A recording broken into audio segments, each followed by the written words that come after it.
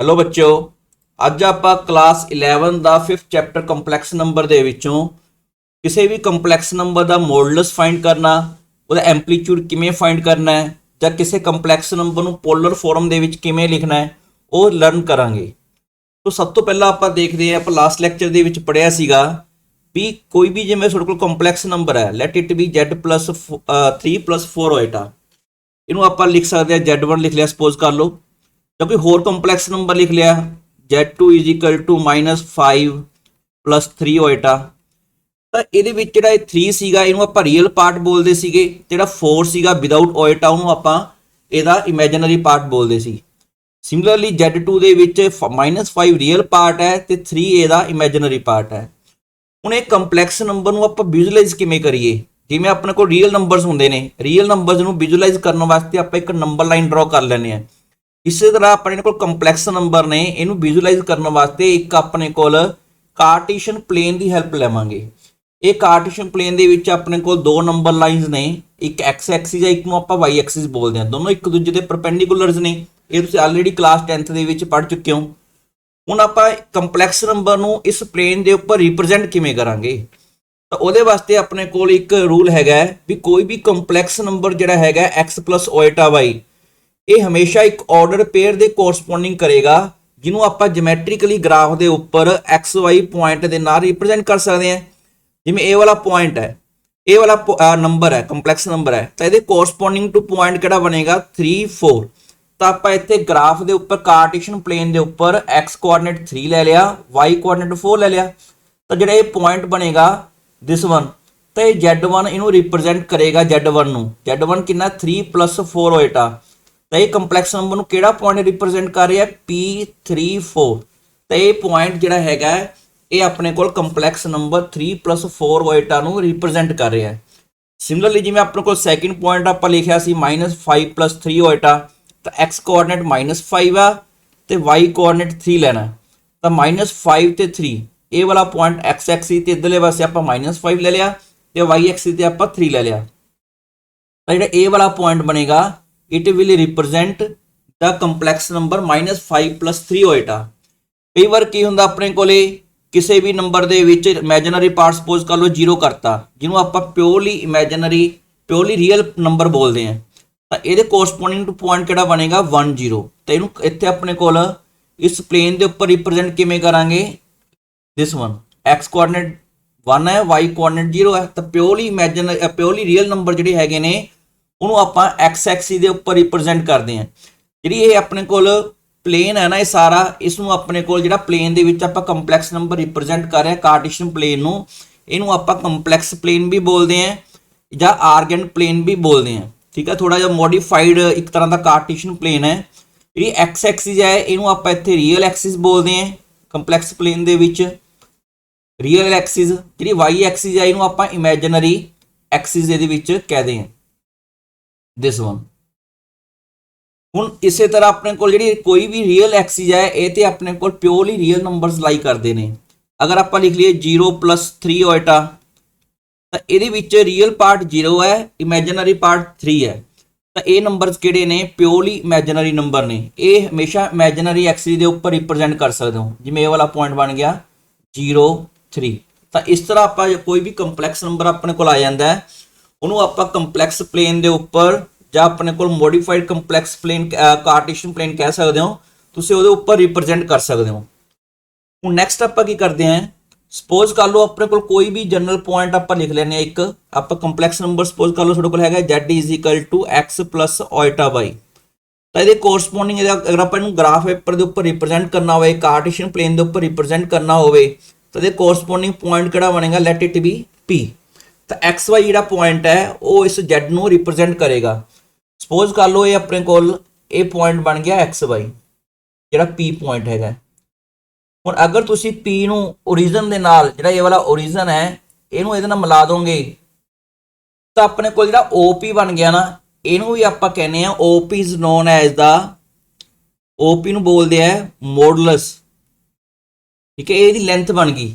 ਠੀਕ ਹੈ, OP ਦੀ ਜਿਹੜੀ ਲੈਂਥ ਬਣ ਗਈ ਉਹਨੂੰ ਆਪਾਂ ਬੋਲਦੇ modulus of the z complex number ਦਾ। ਇਹਨੂੰ ਸਿੰਬਲ ਵੀ ਹੈਗਾ ਇਸ ਦਾ ਇਹਦਾ ਸਿੰਬਲ ਹੈਗਾ z ਦਾ ਮੋਡੂਲਸ, ਇਹ ਵਾਲਾ ਮੈਗਨੀਟਿਊਡ ਵੀ ਕਹਿ ਸਕਦੇ ਹੋ।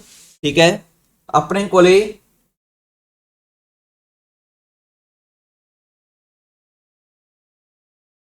ਜਿਹੜਾ ਪੁਆਇੰਟ ਹੈਗਾ, ਇੱਕ ਸੈਕਿੰਡ, ਆਪਣੇ ਕੋਲੇ ਜਿਹੜਾ ਇਹ ਪੁਆਇੰਟ ਹੈਗਾ ਇਹਨੂੰ ਆਪਾਂ ਰਿਪਰੈਜ਼ੈਂਟ ਕੀਤਾ ਹੈਗਾ OP ਨੂੰ। OP is known as the modulus of the complex number x plus iota y। ਇਹਨੂੰ ਫਾਈਂਡ ਕਿਵੇਂ ਕਰ ਸਕਦੇ ਹੋ? ਦੇਖੋ ਅਗਰ ਆਪਾਂ P ਦੇ ਉੱਪਰ ਪਰਪੈਂਡੀਕੂਲਰ ਡਰਾ ਕਰੀਏ, ਠੀਕ ਹੈ, ਤਾਂ ਇਹ ਵਾਲਾ ਜਿਹੜਾ ਪਾਰਟ ਹੋਏਗਾ ਜਿਹੜਾ ਆਪਣੇ ਕੋਲ ਰੀਅਲ ਐਕਸਿਸ ਦੇ ਉੱਪਰ ਲਾਈ ਕਰਦਾ ਹੈ, this is x, this is the abscissa of the point. ਜਿਹੜਾ y ਪੁਆਇੰਟ ਹੈਗਾ ਇਹ ਵਾਲਾ ਬਣ ਜਾਏਗਾ। ਅਗਰ ਆਪਣੇ ਕੋਲ ਇਹ ਰਾਈਟ ਐਂਗਲ ਟ੍ਰਾਇੰਗਲ ਹੈ, ਪਾਇਥਾਗੋਰਸ ਥਿਓਰਮ ਯੂਜ਼ ਕਰੋਗੇ ਤਾਂ OP ਦੀ ਵੈਲਿਊ ਆ ਗਈ x square plus y square ਦਾ square root. So this is the modulus of the given complex number. कोई भी सॉर्ट का कंप्लेक्स नंबर गिवन है, then you can find its modulus with the help of this formula. X is the real part of the z, y is the imaginary part of z.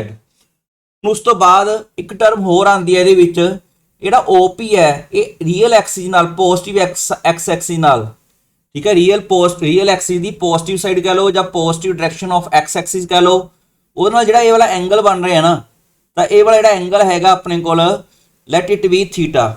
ਤਾਂ ਜਿਹੜਾ theta angle ਹੈ ਜਿਹੜੀ ਆਪਣੇ ਕੋਲ OP x Axis ਦੀ positive direction ਨਾਲ ਬਣਾ ਰਿਹਾ ਹੈ, this is known as the amplitude.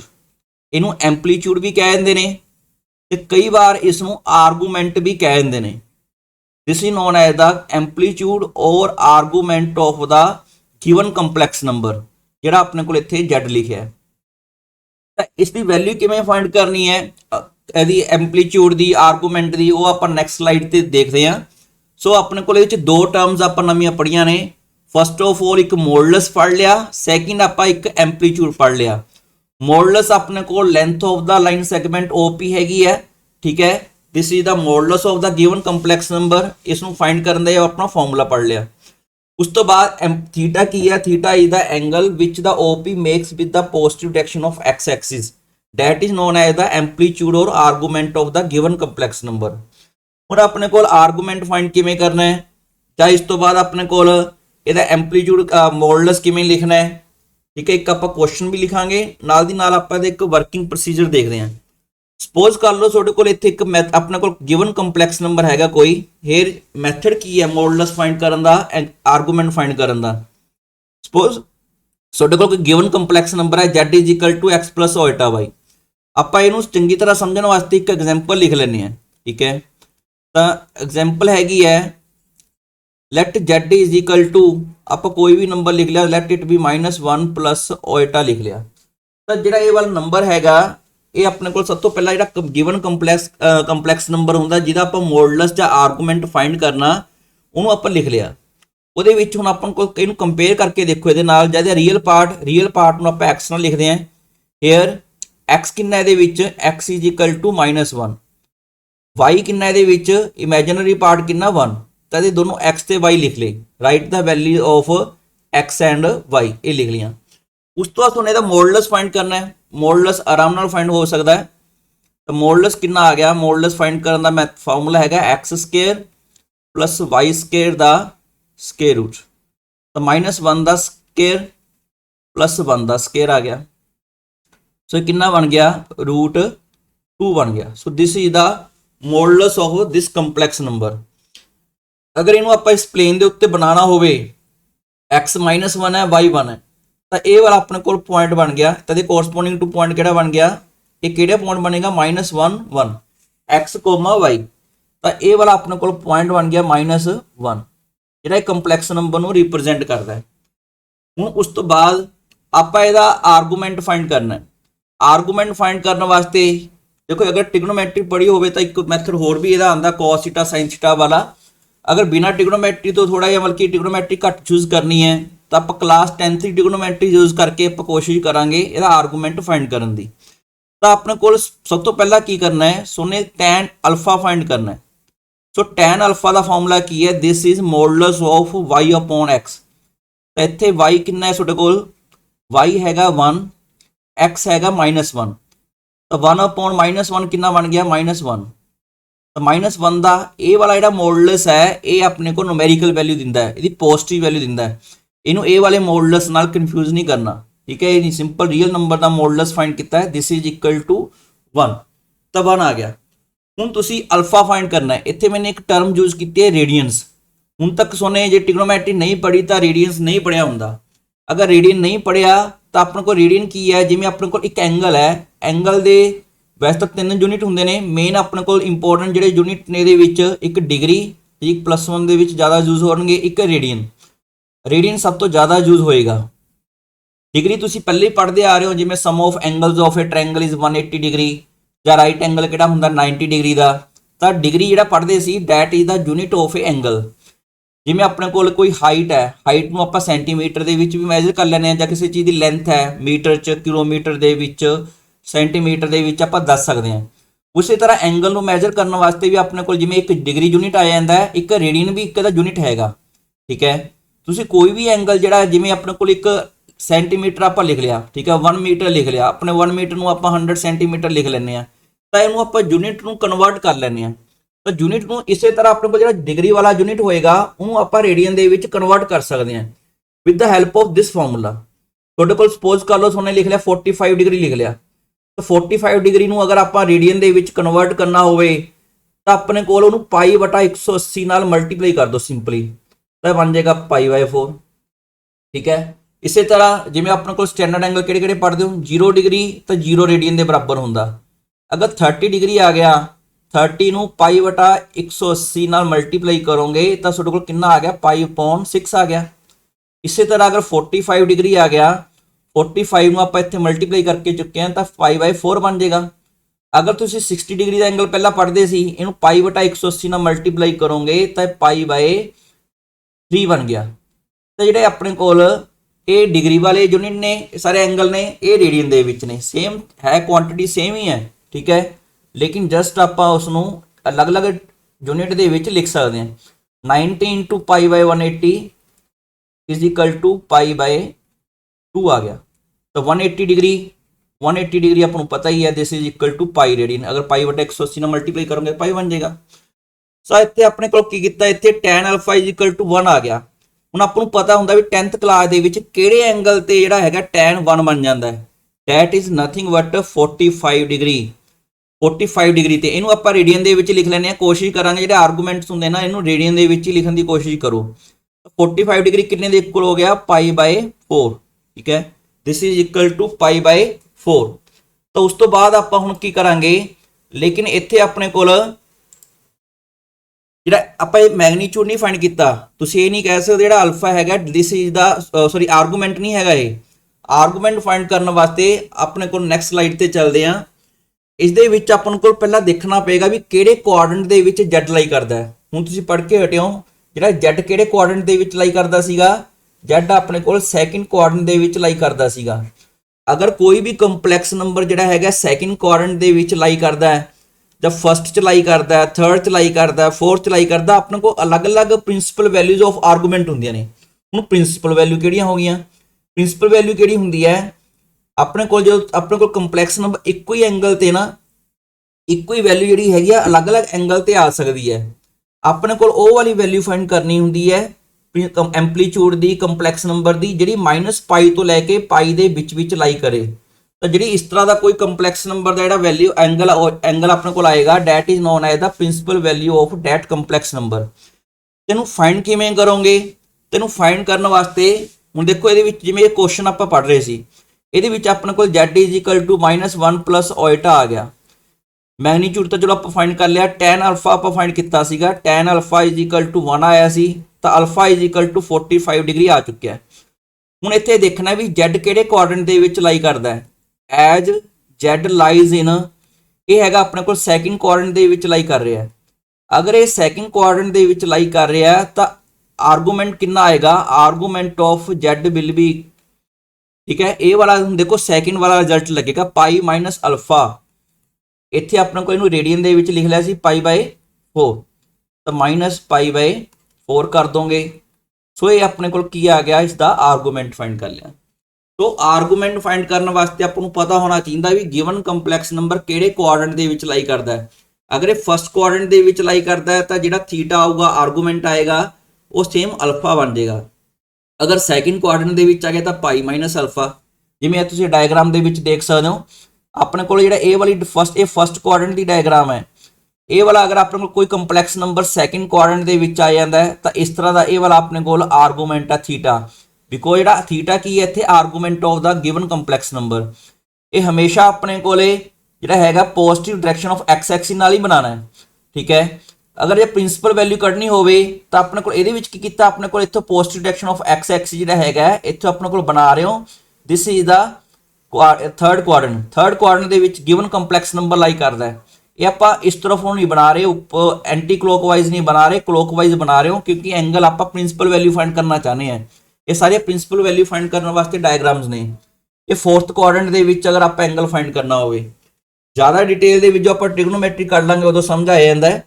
फिलहाल तुसी मतलब कि ये प्रिंसिपल वैल्यू कढ़नी है आर्गूमेंट की। ठीक है, ये थर्ड कुआड्रेंट वास्ते है, ये फोर्थ कुआड्रेंट वास्ते आ गया। हुण इत्थे आपां आर्गूमेंट फाइंड कर लिया। एक हुंदा किसी भी कंपलैक्स नंबर की पोलर फॉर्म की हुंदी है। What is a polar form of the complex number? This is nothing but Z modulus लिख लो cos theta plus Oita sin theta. ये कार्टेशियन फॉर्म है।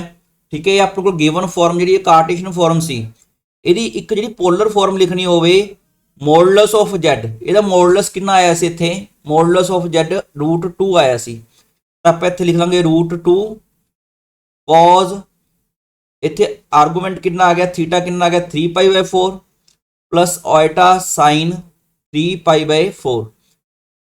ਠੀਕ ਹੈ, this is the polar form. ਇਹ ਕਾਰਟੇशियन ਫਾਰਮ ਸੀ, मैग्नीट्यूड फाइंड कर लो, argument find कर लो, then you can write it in polar form. Polar form ਦੇ ਵਿੱਚ रिप्रेजेंट कर सकते हो। पर जेकर मान लो कोई कंपलैक्स नंबर जिमें ए वाले 4 कंपलैक्स नंबर लिखे ने, ये पहले 2 ਜਿਹੜੇ ਹੈਗੇ ਨੇ प्योरली रियल नंबर्स ने, ਇਹ ਜਿਹੜੇ अगले 2 लिखे ने प्योरली इमेजिनरी नंबर ने। अगर इस तरह के नंबर आ जाते हैं, देखो मैग्नीट्यूड तो उसी तरह ही फाइंड करना है, पर ਜਿਹੜਾ आर्गूमेंट फाइंड करना होवे क्योंकि ਜਿਹੜਾ ਇਹ कंपलैक्स नंबर ਜਿਹੜਾ ਹੈਗਾ it lies on the x axis, x axis के उपर ही लाई करता है, ਇਹਦਾ आर्गूमेंट 0 होएगा।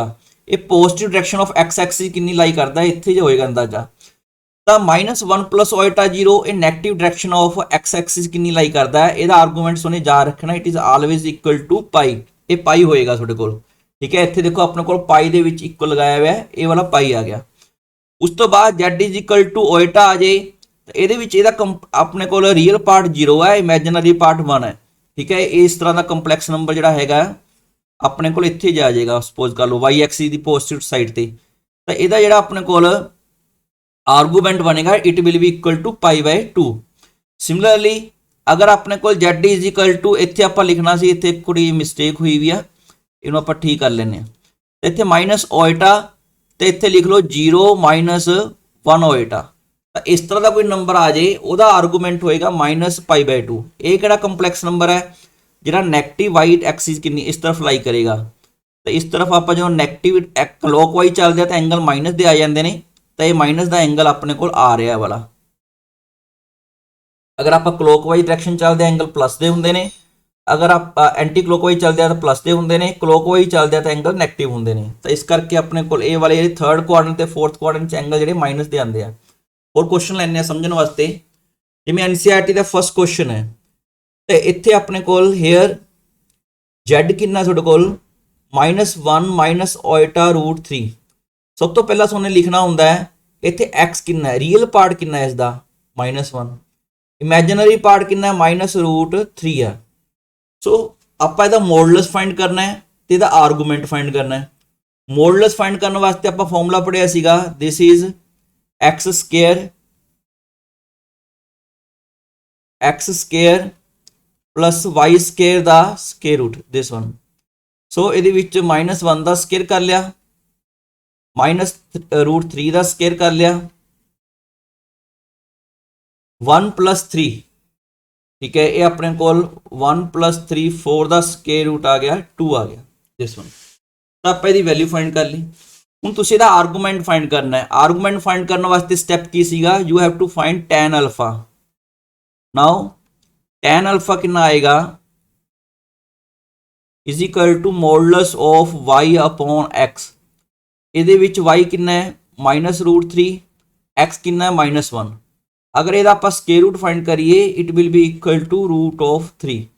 ਹੁਣ ਇਹ ਜਿਹਾ ਕਿਹੜਾ ਐਂਗਲ ਹੁੰਦਾ ਜਿਹੜਾ ਉਹਨੇ 10th ਕਲਾਸ ਦੇ ਵਿੱਚ ਸਟੱਡੀ ਕੀਤਾ ਹੋਊਗਾ ਜਿੱਤੇ ਜਿਹੜੀ tan ਦੀ ਵੈਲਿਊ ਆਪਣੇ ਕੋਲ √3 ਬਣ ਜਾਂਦੀ ਹੈ। It is 60 degree. ਤਾਂ ਅਲਫਾ ਕਿੰਨਾ ਆ ਗਿਆ 60 ਡਿਗਰੀ। ਤਾਂ 60 ਡਿਗਰੀ ਨੂੰ ਅਗਰ ਆਪਾਂ ਰੇਡੀਅਨ ਦੇ ਵਿੱਚ ਕਨਵਰਟ ਕਰਨਾ ਹੋਵੇ ਤਾਂ 60 × π/180 ਲਿਖ ਲਾਂਗੇ ਤਾਂ ਦਿਸ ਇਜ਼ π/3। ਠੀਕ ਹੈ, ਇੱਥੇ ਅਗਰ ਕੋਈ ਵੀ ਯੂਨਿਟ ਆਪਾਂ ਨਹੀਂ ਲਿਖ ਰਹੇ ਇਟ ਮੀਨਸ ਇਹ ਰੇਡੀਅਨ ਦੇ ਵਿੱਚ ਹੀ ਆ ਗਿਆ ਤੁਹਾਡੇ ਕੋਲ। ਤਾਂ ਹੁਣ ਨੈਕਸਟ ਕੀ ਕਰਨਾ ਤੁਹਾਨੇ, ਆਪਾਂ ਆਰਗੂਮੈਂਟ ਫਾਈਂਡ ਕਰਨਾ ਹੈ। ਆਰਗੂਮੈਂਟ ਫਾਈਂਡ ਕਰਨ ਵਾਸਤੇ ਤੁਹਾਨੂੰ ਚੈੱਕ ਕਰਨਾ ਪਊਗਾ ਵੀ ਇਹ ਕਿਹੜੇ ਕੁਆਡਰੈਂਟ ਦੇ ਵਿੱਚ ਲਾਈ ਕਰਦਾ ਹੈ। ਦੇਖੋ ਐਬਸਿਸਾ ਵੀ ਨੈਗੇਟਿਵ ਆ, ਆਰਡੀਨੇਟ ਵੀ ਨੈਗੇਟਿਵ ਹੈ ਇਸ ਪੁਆਇੰਟ ਦਾ। ਇਹਦੇ ਕੋਰਸਪੋਂਡਿੰਗ ਟੂ ਪੁਆਇੰਟ ਕਿਹੜਾ ਬਣੇਗਾ -1 -√3। ਤਾਂ ਇਹ ਜਿਹੜਾ ਪੁਆਇੰਟ ਹੈਗਾ ਕਿਹੜੇ ਕੁਆਡਰੈਂਟ ਚ ਲਾਈ ਕਰਦਾ ਹੈ, ਐਜ਼ Z ਲਾਈਜ਼ ਇਨ ਥਰਡ ਕੁਆਡਰੈਂਟ, ਕਿਉਂਕਿ ਥਰਡ ਕੁਆਡਰੈਂਟ ਦੇ ਵਿੱਚ x ਤੇ y ਦੋਨੋਂ ਹੀ ਨੈਗੇਟਿਵ ਹੁੰਦੇ ਆ। ਤਾਂ ਥਰਡ ਕੁਆਡਰੈਂਟ ਦੇ ਵਿੱਚ ਇਹ Z ਲਾਈ ਕਰ ਰਿਹਾ। देयरफॉर ਤਾਂ ਆਪਾਂ ਫਿਰ ਆਰਗੂਮੈਂਟ ਕਿਵੇਂ ਲਿਖਾਂਗੇ, ਆਰਗੂਮੈਂਟ ਆਫ Z ਇਹ ਆਪਾਂ ਟੇਬਲ ਤੋਂ ਦੇਖ ਸਕਦੇ ਹੋ। ਮੈਂ ਤੁਹਾਨੂੰ ਪਿਛਲੀ ਸਲਾਈਡ ਤੇ ਲੈ ਜਾਣਾ ਇਹ ਵਾਲਾ। ਤਾਂ ਆਰਗੂਮੈਂਟ ਫਾਈਂਡ ਕਰਨ ਦਾ ਕੀ ਢੰਗ ਹੈ, -5 + ਅਲਫਾ ਇਹ ਵਾਲਾ। ਤਾਂ ਇਸ ਦੇ ਵਿੱਚ ਹੁਣ ਆਪਾਂ ਲਿਖਦੇ ਹਾਂ -π + ਅਲਫਾ। ਤਾਂ -π + ਅਲਫਾ ਕਿੰਨਾ ਆ ਗਿਆ π/3। ਇਹਨੂੰ ਸੋਲੋ ਕਰ ਲਓ, ਇਹ ਆ ਗਿਆ -2π/3। ਹਮੇਸ਼ਾ ਪ੍ਰਿੰਸੀਪਲ ਵੈਲਿਊ ਕੱਢ ਕੇ ਆਪਣਾ ਕੱਢਣਾ ਸਿੱਖ ਰਹੇ ਹਾਂ, ਕਿਉਂਕਿ ਇਹਦੇ ਨਾਲ ਆਪਾਂ ਤੇ ਕੁਐਸਚਨ 'ਚ ਆਰਗੂਮੈਂਟ ਲਿਖਿਆ ਪ੍ਰਿੰਸੀਪਲ ਵੈਲਿਊ ਲਿਖਿਆ ਤਾਂ ਸੇਮ ਮੈਥਡ ਵਰਕ ਕਰ ਜਾਂਦਾ ਹੈ। ਵੈਸੇ ਦੇਖੋ ਕੁਐਸਚਨ ਦੇ ਵਿੱਚ ਨਹੀਂ ਪੁੱਛਿਆ ਉਹਨੇ ਪੋਲਰ ਫਾਰਮ, ਜੇ ਇਹਦੀ ਪੋਲਰ ਫਾਰਮ ਲਿਖਣੀ ਹੋਵੇ ਤਾਂ ਪੋਲਰ ਫਾਰਮ ਇਹਦੀ ਕਿੰਨੀ ਆਏਗੀ, ਪੋਲਰ ਫਾਰਮ ਇਸ ਦੀ ਉਹ ਹੁੰਦੀ ਹੈ modulus of Z into cos of theta। what is theta? theta is the argument। ਤਾਂ ਇੱਥੇ ਆਪਣੇ ਕੋਲ ਮੋਡੂਲਸ ਆਫ Z ਕਿੰਨਾ ਆ ਗਿਆ 2 ਆ ਗਿਆ।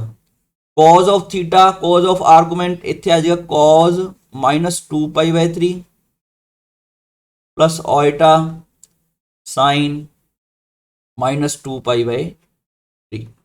तो ਇਹਦੀ ਪੋਲਰ ਫਾਰਮ ਆ ਗਈ। ਵੈਸੇ ਇੱਥੇ ਰਿਕੁਆਇਰਡ ਨਹੀਂ ਹੈਗੀ, ਇੱਥੇ ਤੱਕ ਕੁਐਸਚਨ ਆਪਣਾ ਇਹ ਹੋ ਚੁੱਕਿਆ। ਠੀਕ ਹੈ, ਇਹ ਵਾਲਾ ਕੁਐਸਚਨ ਸੈਕਿੰਡ ਕੁਐਸਚਨ ਤੁਸੀਂ ਆਪ ਕਰਨਾ, NCERT ਦਾ ਕੁਐਸਚਨ ਹੈ। ਥਰਡ ਕੁਐਸਚਨ ਦੇ ਵਿੱਚ ਦੇਖੋ ਆਪਾਂ ਫੋਰਥ ਕੁਐਸਚਨ ਆਪਾਂ ਪਹਿਲੇ ਹੀ ਕਰ ਚੁੱਕੇ ਆ ਸਮਝਣ ਵਾਸਤੇ। ਇਹਦੇ ਵਿੱਚੋਂ ਆਪਾਂ ਕਰਦੇ ਹਾਂ ਇਹ ਵਾਲਾ ਥਰਡ ਕੁਐਸਚਨ ਥਰਡ ਕੁਐਸਚਨ ਲਿਖਦੇ ਹਾਂ। ਠੀਕ ਹੈ, ਥਰਡ ਕੁਐਸਚਨ ਦੇ ਵਿੱਚ ਕੀ ਹੈ, ਇਹਨੂੰ ਪੋਲਰ ਫਾਰਮ ਦੇ ਵਿੱਚ ਲਿਖ ਕੇ ਦਿਖਾਣਾ ਹੈ। ਸੋ ਲੈਟ Z = 1 - oita। ਤਾਂ ਇੱਥੇ ਰੀਅਲ ਪਾਰਟ ਕਿੰਨਾ ਹੈ, hair what is x, x = 1। what is imaginary part, this is -1। ਠੀਕ ਹੈ, ਤਾਂ ਇਹਦਾ ਮੋਡੂਲਸ ਤਾਂ ਬਹੁਤ ਈਜ਼ੀ ਹੈ, ਮੋਡੂਲਸ ਫਾਈਂਡ ਕਰ ਲਓ। ਫਾਰਮੂਲਾ x² + y² ਦਾ ਸਕੁਅਰ ਰੂਟ ਲਿਖ ਲਓ। 1 ਦਾ ਸਕੁਅਰ 1 -1 ਦਾ square 1। So this is nothing but √2 2 ਆ ਗਿਆ। ਹੁਣ ਸੁਣਨੇ ਫਾਈਂਡ ਕਰਨਾ ਹੁੰਦਾ ਹੈ tan ਅਲਫਾ। tan ਅਲਫਾ ਦਾ ਫਾਰਮੂਲਾ ਕੀ ਹੁੰਦਾ ਹੈ, this is modulus of y/x। y ਕਿੰਨਾ ਇਹਦੇ ਵਿੱਚ, y ਹੈਗਾ ਆਪਣੇ ਕੋਲ -1, x ਕਿੰਨਾ ਇਹਦੇ ਵਿੱਚ 1। ਤਾਂ -1/1 -1 ਦਾ ਮੈਗਨੀਟਿਊਡ ਕਿੰਨਾ ਆ ਗਿਆ, this is 1। ਅਲਫਾ = ਕਿਹੜੇ ਐਂਗਲ ਤੇ tan 1 ਹੁੰਦਾ ਹੈ, 10th ਕਲਾਸ ਦੇ ਵਿੱਚ ਟੇਬਲ 'ਚ ਦੇ ਸਕਦੇ ਹੋ 45 ਡਿਗਰੀ। 45 ਨੂੰ ਤੁਸੀਂ ਰੇਡੀਅਨ ਦੇ ਵਿੱਚ ਬਦਲ ਲਓ, ਮਲਟੀਪਲਾਈਂਗ ਬਾਈ π/180 ਤਾਂ π/4 ਆ ਗਿਆ। तो ये अल्फा आ गया। Now we have to see in which quadrant Z lies। Z ਕਿਹੜੇ quadrant ਦੇ ਵਿੱਚ ਲਾਈ ਕਰਦਾ। ਦੇਖੋ ਇਹਦੇ corresponding to point ਕਿਹੜਾ ਬਣੇਗਾ 1 - 1। x ਪੋਜ਼ਿਟਿਵ ਆ y ਨੈਗੇਟਿਵ ਆ, ਮੀਨਸ fourth quadrant ਦੇ ਵਿੱਚ ਲਾਈ ਕਰ ਰਹੇ ਆ। as Z lies in fourth quadrant।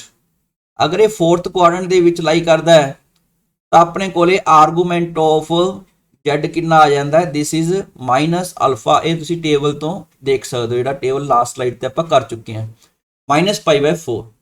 ਹੁਣ ਇਹਦੀ ਪੋਲਰ ਫਾਰਮ ਲਿਖਣੀ ਹੈ ਤਾਂ ਪੋਲਰ ਫਾਰਮ ਕਿੰਨਾ ਆ ਗਿਆ, ਮੋਡੂਲਸ ਆਫ Z। ਇੱਥੇ ਆਪਾਂ ਫਾਰਮੂਲਾ ਦੁਬਾਰਾ ਲਿਖ ਦਿੰਦੇ ਹਾਂ, ਰਿਵੀਜ਼ਨ ਹੋ ਜਾਏਗੀ, cos θ + oita sin θ। ਠੀਕ ਹੈ, ਫਿਰ ਥੀਟਾ ਕੀ ਹੈ ਇੱਥੇ ਤੁਸੀਂ ਮੈਂਸ਼ਨ ਕਰਨਾ। ਜੋ ਪੋਲਰ ਫਾਰਮ ਪੁੱਛਦਾ θ = ਆਰਗੂਮੈਂਟ ਆਫ Z। ਤਾਂ ਮੋਡੂਲਸ ਆਫ Z ਕਿੰਨਾ ਆਇਆ ਸੀ, √2 ਆਇਆ ਸੀ। cos of -π/4 + oita sin of -π/4। ਤਾਂ ਇਸ ਦੀ ਪੋਲਰ ਫਾਰਮ ਆ ਗਈ। ਠੀਕ ਹੈ, ਲਾਸਟ ਕੁਐਸਚਨ ਅੱਜ ਦੇ ਲੈਕਚਰ ਦਾ। ਇਸ ਦੇ ਵਿੱਚ ਇਹ ਆਪਾਂ ਐਗਜ਼ਾਮਪਲ ਲਈ ਹੈ, ਕਾਫੀ ਇੰਪੋਰਟੈਂਟ ਐਗਜ਼ਾਮਪਲ ਹੈ ਤੇ ਕਰਨ ਵਾਸਤੇ ਵਧੀਆ ਸੀ। ਇਹਦੇ ਨਾਲ ਆਪਣੇ ਕੋਲ ਕੰਪਲੈਕਸ ਨੰਬਰ 'ਚ ਕਾਫੀ ਕਨਸੈਪਟ ਕਲੀਅਰ ਹੋ ਜਾਣਗੇ। ਸਭ ਤੋਂ ਪਹਿਲਾਂ ਇਹਨੂੰ ਪੋਲਰ ਫਾਰਮ ਦੇ ਵਿੱਚ ਅਗਰ ਲਿਖਣਾ ਹੋਵੇ, ਇਹਨੂੰ ਸਟੈਂਡਰਡ ਫਾਰਮ ਦੇ ਵਿੱਚ ਬਦਲਣਾ ਪਏਗਾ। Means x plus iota y ਵਾਲੀ ਫਾਰਮ 'ਚ ਨੂੰ ਚੇਂਜ ਕਰਨਾ ਪਊਗਾ। ਸੋ ਇਹਨੂੰ ਆਪਾਂ ਸਟਾਰਟ ਕਰਦੇ ਹਾਂ ਕੁਐਸਚਨ ਨੂੰ। ਲੈਟ ਇਹਨੂੰ z ਲਿਖ ਲੈਂਦੇ ਹਾਂ। z ਇਜ਼ ਇਕੁਅਲ ਟੂ, ਹੈ ਤਾਂ ਇਹ ਵੀ ਕੰਪਲੈਕਸ ਨੰਬਰ ਹੈ ਪਰ ਇਹ ਸਟੈਂਡਰਡ ਫਾਰਮ 'ਚ ਨਹੀਂ ਹੈਗਾ। ਇਹਨੂੰ ਸਟੈਂਡਰਡ ਫਾਰਮ 'ਚ ਮਲਟੀਪਲਾਈ ਕਰਨ ਵਾਸਤੇ ਇਹਦਾ ਕੰਜੂਗੇਟ ਹੁੰਦਾ। ਕੰਜੂਗੇਟ ਦਾ ਮਤਲਬ ਆਇਟਾ ਦੀ ਜਗ੍ਹਾ ਤੇ ਮਾਈਨਸ ਆਇਟਾ ਲਿਖ ਲਓ, ਇਹਨੂੰ ਉੱਪਰ ਨੀਚੇ ਅਲੱਗ ਮਲਟੀਪਲਾਈ ਕਰ ਲਓ। ਵੈਸੇ ਨੈਕਸਟ ਲੈਕਚਰ ਦੇ ਵਿੱਚ ਆਪਾਂ ਮੋਡਲਸ ਤੇ ਕੰਜੂਗੇਟ ਬਾਰੇ ਅਲੱਗ ਤਰ੍ਹਾਂ ਦਾ ਸਾਰੇ ਕਨਸੈਪਟ ਸਟੱਡੀ ਕਰਾਂਗੇ। ਤਾਂ ਇਹ ਆ ਗਿਆ ਤੁਹਾਡੇ ਕੋਲ -16, -16 ਨਾਲ ਮਲਟੀਪਲਾਈ ਕਰ ਲਿਆ, -16 ਇੱਥੇ ਕਿੰਨਾ ਬਣ ਜਾਏਗਾ ਤੁਹਾਡੇ ਕੋਲ ਮਾਈਨਸ ਮਾਈਨਸ ਪਲੱਸ 16 ਓਇਟਾ √3। ਇੱਥੋਂ √2 ਓਇਟਾ ਨੂੰ ਇਸ ਤਰ੍ਹਾਂ ਲਿਖ ਲੈਂਦੇ ਹਾਂ ਓਇਟਾ। ਨੀਚੇ ਆ ਗਿਆ a minus b, a plus b the formula ਆ ਗਿਆ 1 ਦਾ ਸਕੇਅਰ ਮਾਈਨਸ √3 ਓਇਟਾ ਦਾ ਸਕੇਅਰ। ਠੀਕ ਹੈ, ਤੇ ਇਹ ਆ ਗਿਆ ਆਪਣੇ ਕੋਲ -16। ਤਾਂ ਡਿਨੋਮੀਨੇਟਰ 'ਚ ਕਿੰਨਾ ਬਣ ਗਿਆ 1, √3 ਦਾ ਸਕੇਅਰ 3 ਓਇਟਾ ਸਕੇਅਰ -1। ਤਾਂ ਤੁਸੀਂ ਇੱਥੇ ਦੇਖ ਸਕਦੇ ਹੋ ਦਿਸ ਇਜ਼ -3 ਓਇਟਾ ਸਕੇਅਰ ਹੈ, ਓਇਟਾ ਸਕੇਅਰ -1 ਹੁੰਦਾ ਤਾਂ ਪਲੱਸ ਹੋ ਗਿਆ। ਇਹਨੂੰ 4 ਤੇ ਇਹ 4 ਬਣ ਗਿਆ ਡਿਨੋਮੀਨੇਟਰ 'ਚ। ਉਸ ਤੋਂ ਬਾਅਦ ਤੁਸੀਂ 4 ਤੇ ਉੱਪਰ ਨਿਊਮਰੇਟਰ ਨੂੰ ਡਿਵਾਈਡ ਕਰ ਦਿਓ। ਤੋ z ਕਿੰਨਾ ਆ ਗਿਆ, therefore z is equal to -4 plus 4 √3 ਓਇਟਾ। ਤਾਂ ਇਹ ਸਟੈਂਡਰਡ ਫਾਰਮ 'ਚ ਬਣ ਗਿਆ। ਤੇ देयरफॉर x ਕਿੰਨਾ ਇਹਦੇ ਵਿੱਚ, x ਹੈਗਾ -4, y ਲਿਖਣਾ ਹੁੰਦਾ ਹੈ, y ਕਿੰਨਾ 4 √3 ਦਿਸ ਵਨ। ਤਾਂ ਰੀਅਲ ਪਾਰਟ ਤੇ ਇਮੇਜਨਰੀ ਪਾਰਟ ਆਪਾਂ ਲਿਖ ਲਏ। ਹੁਣ ਮੋਡਲਸ ਲਿਖਣਾ ਪਏਗਾ ਅਗਰ ਇਹਨੂੰ ਪੋਲਰ ਫਾਰਮ ਦੇ ਵਿੱਚ ਲਿਖਣਾ।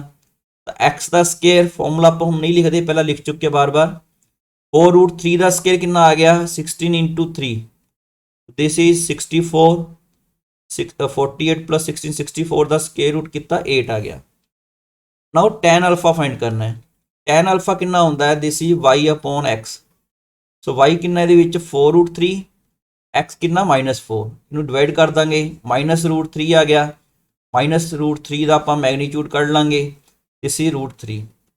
ਤਾਂ ਇਸ ਤੋਂ ਬਾਅਦ ਦਿਸ ਕੀ ਇਹ ਇੰਪਲਾਈ ਕੀ ਕਰੇਗਾ, this implies theta is equal to ਕਿਹੜੇ ਐਂਗਲ ਤੇ tan √3 ਹੁੰਦਾ 60 ਡਿਗਰੀ ਤੇ।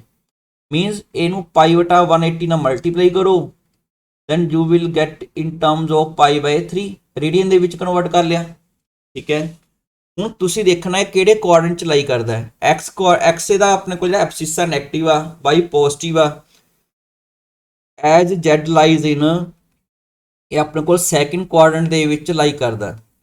ਅਗਰ ਇਹ ਸੈਕਿੰਡ ਕੁਆਡਰੈਂਟ ਦੇ ਵਿੱਚ ਲਾਈ ਕਰੇਗਾ ਫਿਰ ਆਪਣੇ ਕੋਲ ਆਰਗੂਮੈਂਟ ਕਿੰਨਾ ਆ ਜਾਏਗਾ, ਇੱਥੇ ਮੈंने ਅਲਫਾ ਲਿਖਣਾ ਸੀਗਾ। ਤਾਂ ਆਰਗੂਮੈਂਟ ਕਿੰਨਾ ਆ ਗਿਆ, argument of z is equal to theta sorry pi minus alpha. ਤਾਂ ਪਾਈ ਮਾਈਨਸ π/3 ਕੀਤਾ, ਦਿਸ ਇਜ਼ 2π/3। ਤਾਂ ਪੋਲਰ ਫਾਰਮ ਲਿਖਣੀ ਸੀਗੀ z is equal to modulus of z cos of theta.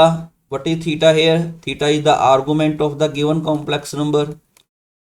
So this is the polar form of this complex number. So this is all about today's lecture. ਇਹਨੂੰ ਉਮੀਦ ਹੈ ਕਿ ਤੁਹਾਨੂੰ lecture ਚੰਗੀ ਤਰ੍ਹਾਂ ਸਮਝ ਆਇਆ ਹੋਵੇਗਾ ਤੇ ਪਲੀਜ਼ ਚੈਨਲ ਨੂੰ ਸਬਸਕ੍ਰਾਈਬ ਜ਼ਰੂਰ ਕਰਨਾ ਬੇਟਾ। Thank you.